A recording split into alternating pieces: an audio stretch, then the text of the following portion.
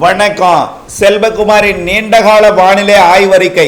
அதாவது வடகிழக்கு தென்மேற்கு பருவமழை எப்படி இருக்கும், தென்மேற்கு பருவமழை காலத்தில் அணைகளுக்கு நீர்வரத்து எப்படி இருக்கும், அணைகள் நிரம்புவது எப்பொழுது, அணைகளுக்கு பாசனத்திற்கு நீர் தருவது எப்பொழுது, இவையெல்லாம் இந்த அறிக்கையில் பார்ப்போம். அதிகாரப்பூர்வ வானிலை அறிக்கைக்கும் இந்திய வானிலை ஆராய்ச்சித்துறை அறிக்கையை பார்க்கப்போம். 2024 ஜூலை 6 சனிக்கிழமை அதிகாலை நிலவர வானிலை பதிவு. முதல்ல வானிலை அமைப்பையும் மழை பொழிவையும் எதிர்பார்ப்பு எப்படி இருக்கும் என்பதை பார்ப்போம். இமயமலை ஒட்டிய பகுதிகளில், அதாவது தென்மேற்கு பருவமழை பாகிஸ்தானில் தொடங்க தீவிரப்படுத்தும் வகையில் பாகிஸ்தான் எல்லையோர மாநிலங்கள் மற்றும் இமயமலை பகுதிகளில் தீவிரப்படுத்தும் வகையில் தென்மேற்கு பருவக்காற்று குஜராத் மற்றும் மகாராஷ்டிரா, கோவா, கர்நாடகா வழியாக வடக்கு கர்நாடகா வழியாக பயணிக்கிறது. இது இமயமலை பகுதியை வரைக்கும் பயணித்து பிறகு திசை மாறி பாகிஸ்தான் பகுதியை நோக்கி செல்கிறது. இதனால தென்மேற்கு பருவக்காற்று கேரளாவிலே குறைந்த சதவீதத்தில் நுழைகிறது. கேரளாவில் நுழையும் பொழுது தென்மேற்கு பருவமழையாக இல்லாமல் ஒரு வெப்பசலனத்துடன் கூடிய தென்மேற்கு பருவமழையாக பொழிகிறது. வெப்பத்தால் காற்று லேசாகி மேலெடுத்து மரங்கள் குளிர்வித்து மழைப்பொழிவை, இடிமழை பொழிவை கேரளாவில் ஏற்படுத்தி கொண்டிருக்கிறது. தமிழ்நாட்டிலே மேலும் வெப்பத்தால் லேசாகி மேலெழுந்து மலைகளையும் தாண்டி தமிழ்நாட்டின் தரைப்பகுதிகளுக்கு மேலே வளிமண்டலத்தில் மேலடுக்கிலே கிழக்கு நோக்கி பயணிக்கும் போது தெற்கு மற்றும் கிழக்கு காற்று மேலடுக்கிலே சந்திப்பை ஏற்படுத்தி மாலை இரவில் இடி மழை பொழிவை ஏற்படுத்துகிறது. பகலில் வெப்பம் மிகுதியாகவும் மாலை இரவில் இடிமழை பொழிவையும் ஏற்படுத்தும் நிலையில் இந்த மழை பொழிவு வரக்கூடிய 8ஆம் தேதி வரை இருக்கும். 8ஆம் தேதி வரை மாலை இரவிலே ஆங்காங்கே இருக்கும். வந்தால் 1/4 மணி நேரம் பெய்துவிட்டு போய்விடும், அவ்வளவுதான். ஒதுக்கி கூடுதல் குறைவுடன் அருகருகே வேறுபாட்டுடன் மழை பொழிவு. 9ஆம் தேதி மழைக்கு வாய்ப்பு குறைவு இருந்தாலும் குறைவான பரப்பில் ஒரு சில இடங்களில் மழை பொழிவதற்கு வாய்ப்பு இருக்கிறதே தவிர பரவலான கனமழை பொழிவிற்கு இல்லை. அதுவும் வட உள் மாவட்டங்கள், வடகடலோர பகுதிகளில் 9ஆம் தேதி மழை இருக்கலாம், 10ஆம் தேதியும் இருக்கலாமே தவிர பெரிய மழை இல்லை.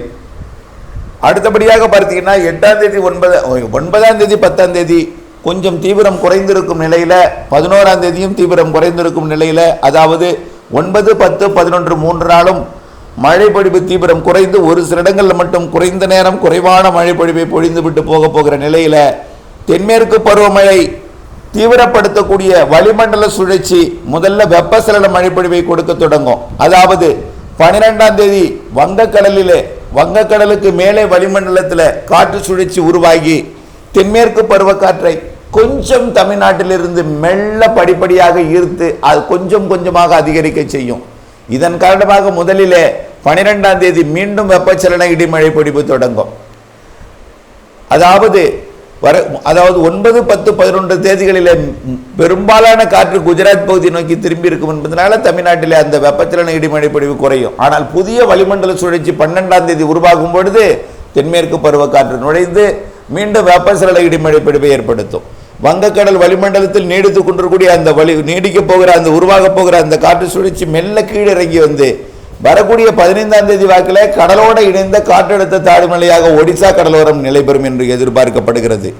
இதன் காரணமாக தென்மேற்கு பருவமழை கேரளா, கர்நாடகா வழியாக கொஞ்சம் தீவிரமாக இருக்கும். இருந்தாலும் ஒடிசா என்பதன் காரணமாக அது கர்நாடகா, மகாராஷ்டிரா, கோவா வழியாகத்தான் கூடுதலாக இருக்கும். இருந்தாலும் இப்பொழுது இருக்கக்கூடிய தென்மேற்கு பருவமழையை விட, வெப்பச்சலன மழை பொழிவை விட 12ஆம் தேதி கொஞ்சம் கூடுதல் மழைப்பொழிவு பரப்பில் கிடைக்கும். காரணம், வங்கக்கடலோரம் தமிழ்நாட்டுக்கு கிழக்கே உருவாகக்கூடிய அந்த வளிமண்டல சுழற்சி எதிர்த்து மழைப்பொழிவை கடலோர மாவட்டங்களில் 12ஆம் தேதியிலிருந்து ஏற்படுத்த போகிறது. அடுத்தபடியாக 15ஆம் தேதி தென்மேற்கு பருவமழையுடன் இணைந்த வெப்பச்சலன மழையும் தமிழ்நாட்டிலே பொழியும் மாலை இரவு மழை பொழிவாக. பிறகு அது தென்மேற்கு பருவமழையை தீவிரப்படுத்தும். அணைகளை பார்க்கும் பொழுது, அதாவது கபிடி அணையை முதலில் பார்த்தால் 19.5 TMC கொள்ளளவு கொண்ட கபிடி அணையில் 17.25 TMC இருக்கிறது. அணைக்கு 3000 கனஅடி வந்து கொண்டிருக்கிறது. இன்னும் முழு கொள்ளளவை எட்ட 2 TMC தேவை. அதாவது 11,500 கனஅடி வீதம் 24 மணி நேரம் வந்தால் 2 நாளில் நிரம்பும். ஆனால் இப்பொழுது 3000 கனஅடி தான் வந்து கொண்டிருக்கிறது. ஆக இதே நிலை தொடர்ந்தால், அதாவது 3000 என்பது 12,000 கனஅடியாக கிடைப்பதற்கு 4 நாட்கள் ஆகும். ஆகவே ஒரு 7 நாளில் நிரம்புவதற்கு வாய்ப்பு இருக்கு. அதாவது கபிடி அணை மூடப்பட்டிருந்தால் மட்டும் 7 நாள். ஆனால் இப்பொழுது 3000 கனஅடி திறக்கப்பட்டிருக்கிறது அங்கிருந்து. ஆகியின் காரணமாக திறப்புக்கும் வரத்திற்கும் சரியாக இருக்கிற காரணத்தினால நிரம்புவதற்கு தேவையான 2 டிஎம்சி பற்றாக்குறையுடன் அணை இருந்து கொண்டிருக்கும். அல்லது இந்த நீர்வரத்து 3000 குறைந்திருக்கிற காரணத்தினால அணைகள் கூட திறப்பை நிறுத்திவிட்டு நிரப்பலாம். நிரப்பினால் 7 நாளில் நிரம்பும், நிரப்பாமல் இருந்தால் கொஞ்சம் தாமதமாக நிரம்பும். ஆனால் இன்னும் கபினி நிரம்புவதற்கு 2 டிஎம்சி தண்ணீர் தான் தேவை. அடுத்தபடியாக கேஆர்எஸ்ஐ பொறுத்த வரைக்கும் 49.5 டிஎம்சி கொள்ளளவு கொண்ட கேஆர்எஸ்ல 23 டிஎம்சி இருப்பு இருக்கிறது. வினாடிக்கு 9700 கனஅடி தண்ணீர் வந்து கொண்டிருக்கிறது. கேஆர்எஸ் அணை நிரம்புவதற்கு இன்னும் 25 டிஎம்சி தேவை. அதாவது 11,500 கனஅடி 24 மணி நேரம் வந்தால் 1 டிஎம்சி. ஆகவே 25 டிஎம்சியை நிரப்ப 11,500 கனஅடி வந்தால் 25 நாளில் நிரம்பும். ஓகேயா? சில நாட்கள் கூடுதலாகவும் இருக்கும், சில நாட்கள் குறைவாகவும் இருக்கும். தோராயமாக கேஆர்எஸ் அணை நிரம்புவதற்கு ஆகஸ்ட் 3ஆம் தேதி பிடிக்கும் என்று எதிர்பார்க்கப்படுகிறது. தாமதம் ஏற்படும் பட்சத்தில் இப்போ 9,700 கனஅடி தண்ணீர் வந்து கொண்டிருக்கிறது கேஆர்எஸ்க்குள்ள. இது குறையும் பட்சத்தில் தாமதம் ஏற்பட்டாலும் இதை விட கூடுதலுக்கு வாய்ப்பு இருக்கிறது 15ஆம் தேதியிலிருந்து என்பதன் காரணமாக ஆடிப்பெருக்கு ஆகஸ்ட் 3ஆம் தேதி கேஆர்எஸ் நிரம்புவதற்கு சாதகம் இருக்கிறது. தாமதம் ஏற்படும் பட்சத்தில் 10ஆம் தேதி வாக்கிலே நிரம்பலாம், ஆகஸ்ட் 10க்குள் அதிகபட்சமாக. ஆக கண்டிப்பாக கேஆர்எஸ் அணை ஆகஸ்ட் 3இல் நிரம்புவதற்கு கூடுதல் வாய்ப்பு தெரிகிறது. ஆக கேஆர்எஸ் நிரம்பிவிட்டாலே அதிலிருந்து தொடர்ந்து பெய்யக்கூடிய அந்த நீர் வரத்து என்பது மேட்டூருக்கு கிடைக்க தொடங்கும். தினசரி 1 டிஎம்சி, அதாவது 25,000 கனஅடி, 10,000 கனஅடியிலிருந்து 25,000 கனஅடி வரைக்கும் ஆகஸ்ட் 3இலிருந்து மேட்டூருக்கு கிடைக்கும். ஆக நாளொன்றுக்கு 2 டிஎம்சி கிடைப்பதற்கு வாய்ப்பு ஏற்படும். ஓகே, ஹேரங்கி ஹேமாவதியை பார்ப்போம். ஹேரங்கி என்பது கேஆர்எஸ்க்கு தண்ணீர் தரக்கூடிய அணைகள். அதாவது ஹேரங்கில 8 டிஎம்சி இருப்பு கொண்ட ஹேரங்கில 5 டிஎம்சி தான் இருக்கு. அங்கேயும் 3000 கனஅடி தண்ணீர் வந்து கொண்டிருக்கிறது. ஆக இன்னும் நிரம்புவதற்கு தேவை 3 டிஎம்சி. 3000 கனஅடி வந்தால் 4 நாளில் 1 டிஎம்சி கிடைக்கும். ஆகவே இப்படியே தொடர்ந்தால் 3 டிஎம்சிக்கு இன்னும் ஒரு 15 நாளில் ஹேரங்கி நிரம்பும். ஹேரங்கி 15 நாளில் நிரம்பும்.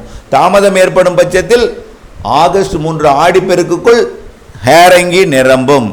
ஹேமாவதியை பார்ப்போம். ஹேமாவதி கொஞ்சம் பெரிய அணை, அதாவது கேஆர்எஸ்க்கு அடுத்த பெரிய அணை ஹேமாவதி. 37 டிஎம்சி கொள்ளளவு கொண்ட ஹேமாவதியில் 16.5 டிஎம்சி இருக்கிறது. ஆகவே இன்னும் முழு கொள்ளளவை எட்டுவதற்கு இன்னொரு 21 டிஎம்சி தண்ணீர் தேவை. ஆக இப்பொழுதைக்கு 8,500 கனஅடி ஹேமாவதியில் வந்து கொண்டிருக்கிறது. ஆகவே இது ஒரு 3/4 டிஎம்சி ஆகும். 8,500 கனஅடி என்பது 3/4 டிஎம்சி. இதே நிலை தொடர்ந்தால் இன்னும், அதாவது ஆடிப்பெருக்கில் இதுவும் நிரம்புவதற்கு வாய்ப்பு இருக்கிறது. ஆகவே ஆடிப்பெருக்கு அல்லது கொஞ்சம் தாமதம் ஏற்படும் பட்சத்தில் ஆகஸ்ட் 3 அல்லது ஆகஸ்ட் 8, 10க்குள்ள கண்டிப்பாக ஹேமாவதி, ஹேரங்கி, கேஆர்எஸ் நிரம்பும். கபினி அதற்கு முன்பே நிரம்பிவிடும். ஆகவே கண்டிப்பாக கேஆர்எஸ்ஸில் இருந்து 2 டிஎம்சி வீதம் ஆடிப்பெருக்கிலிருந்து மேட்டூருக்கு கிடைக்கும் என்று எதிர்பார்க்கப்படுகிறது. அதற்கு முன்பு கபினிலிருந்து தண்ணீர் கிடைக்கும். தேக்கப்பட்டால் 3000 வந்து கொண்டிருக்கும். அடைக்கப்பட்டால் 7 நாளில் நிரம்பிய பிறகு கண்டிப்பாக அங்கிருந்து உபரி நீர் கூடுதலாக திறக்கப்படக்கூடிய ஏற்படும். ஆகவே எது எப்படியோ ஆகஸ்ட் 3இலிருந்து ஒரு 25,000 கனஅடி வீதம் மேட்டூருக்கு வரும். அதாவது 2 டிஎம்சி தண்ணீர் கிடைக்கும். இப்பொழுது மேட்டூரில் 12 டிஎம்சி தான் இருக்கு. 93.5 டிஎம்சி கொள்ளளவு கொண்ட மேட்டூரில் 12 டிஎம்சி தான் இருக்கு. ஆக இன்னும் நிரம்புவதற்கு 82 டிஎம்சி தண்ணீர் தேவை. ஆக ஒரு நாள் ஒன்றுக்கு 2 டிஎம்சி வந்தால் ஒரு 50 டிஎம்சியை எட்டுவதற்கு சுமார் ஒரு 20 நாள் பிடிக்கும் என்று எதிர்பார்க்கப்படுகிறது.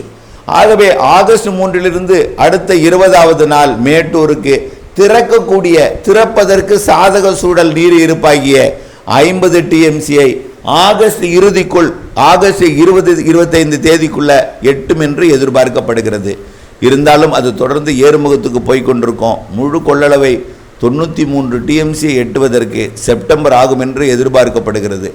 ஒருவேளை தொடர் மழைப்பொழிவு ஏதேனும் சாதகம் இருந்தால் ஆகஸ்ட் இறுதியிலேயே மேட்டூர் நிரம்புவதற்கு வாய்ப்பு இருக்கு. நிரம்பாவிட்டாலும் கண்டிப்பாக திறப்புவதற்கு சாதக தேவை ஆகிய 50 TMCயை ஆகஸ்ட் 15 25க்குள் எட்டும் என்று எதிர்பார்க்கப்படுகிறது. தொடர்ந்து வானிலை முன்னறிவிப்புடன் வானிலை மாறுதல் அறிந்து திட்டமிட்ட பணி செய்து லாபமடைய அன்போடு கேட்டுக்கொள்கிறேன். மேலும் வடகிழக்கு பருவமழை, அதாவது தென்மேற்கு பருவமழை அணைகளை நிலவரத்தை பார்த்தோம். ஆகஸ்ட் செப்டம்பரில் கண்டிப்பாக கூடுதல் நீர்வரத்தை கொடுக்கும். அக்டோபர் 15 வரைக்கும் தென்மேற்கு பருவமழை தொடரும். அதற்கு பிறகு காற்று சுழற்சி மழைகள் தொடரும். ஆகவே தென்மேற்கு பருவமழை காலத்தில் பின்மழை நல்ல மழைப்பொழிவு, அது வெப்பசலன மழைப்பொழிவாகவும் காற்று சுழற்சி மழைப்பொழிவாகவும் தென்மேற்கு பருவ மழைப்பொழிவாகவும் பின்மழையாக நிறைய கொடுக்க இருக்கிறது என்பதை நம்பிக்கை கொண்டு, வடகிழக்கு பருவமழை காலத்தில் வலுவான நிகழ்வுகளுக்கு சாதகம் நெகட்டிவ் ஐஓடி மற்றும் லானினா அமைப்பு கண்டிப்பாக நல்ல ஒரு மழைப்பொழிவை வலுவான மழைப்பொழிவை கொடுக்கும் அமைப்பு தான் வடகிழக்கு பருவமழை என்பதையும், தொடர்ந்து வானிலை முன்னறிவிப்பு மற்றும் வானிலை மாறுதல் அப்டேட்ஸ் இணைந்திருந்து திட்டமிட்ட பணி செய்து லாபமடைய அன்போடு கேட்டுக்கொள்கிறேன். நன்றி.